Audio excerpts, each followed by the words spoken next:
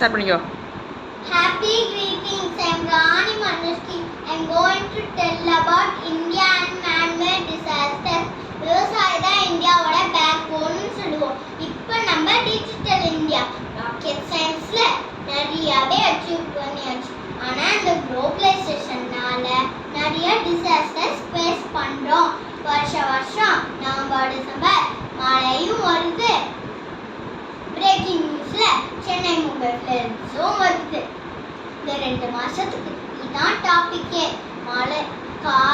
மாலையெல்லாம் வரதுக்கு முன்னாடி காரெல்லாம் கொண்டு போய் பிரிட்ஜ் மேல பார்க் பண்ற அளவு பிளான் பண்ணிட்டாங்க.